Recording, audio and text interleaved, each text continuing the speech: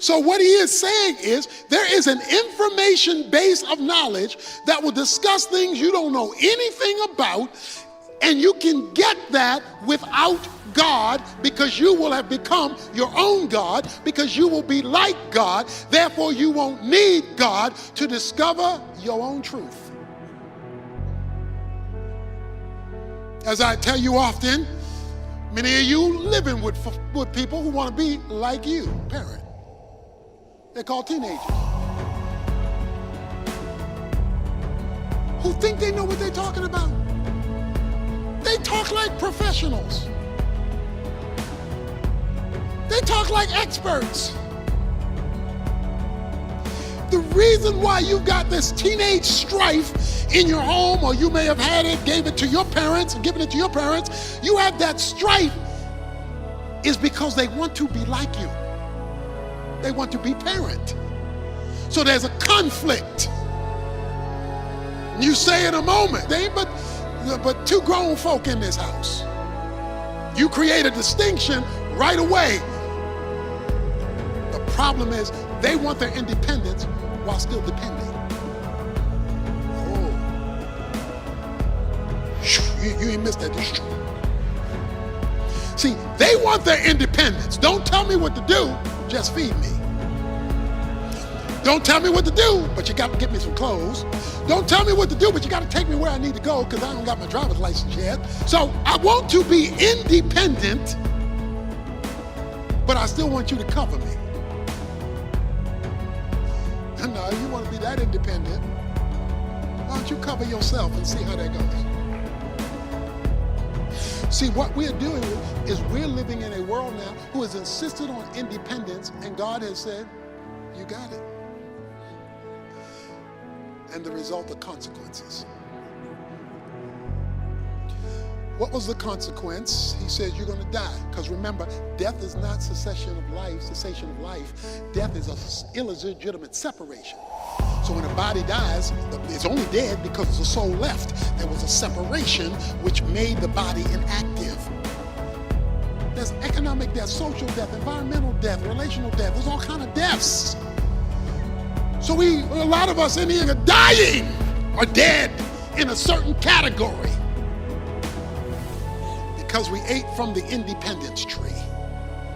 I want my data without God, and I will determine truth, right and wrong, and I will do it independently of God, because I want to be like God. I want to be my own God. Reminds me of Muhammad Ali.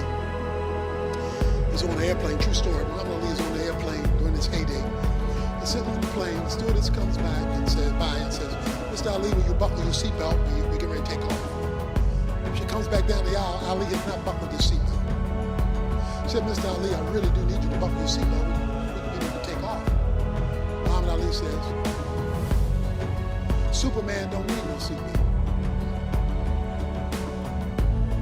Stewardess said, Superman don't need no plane. You need to buckle your seatbelt. You ain't all that. I don't care how much education you have, what degrees you have, what notoriety you have, what success you have, what money you have, where you live, what car you drive, what clothes you wear. You cannot be like him.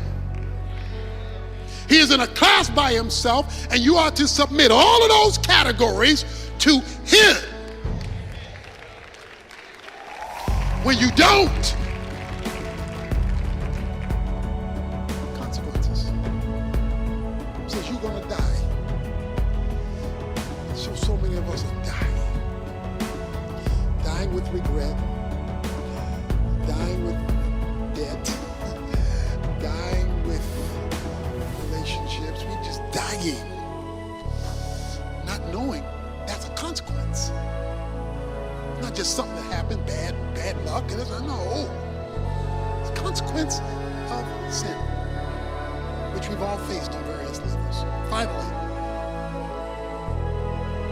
verse 6, his final move. It says, when the woman saw that the tree was good for food, and that it was a delight to the eyes, and that the tree was desirable to make one wise, she took from its fruit and ate, and she gave also to her husband with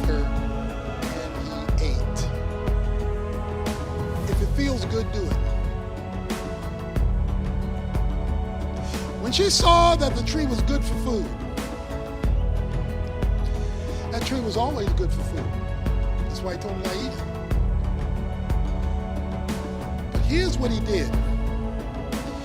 He let her see the tree through his eyes. Because she's now looking at this tree different than when she talked about it earlier. When she saw the tree was good, she'd been passing that tree in the middle of the living room of their house every day. But when she saw the tree was good for food, why did she look at the tree differently? Because now evil has been dropped from the conversation.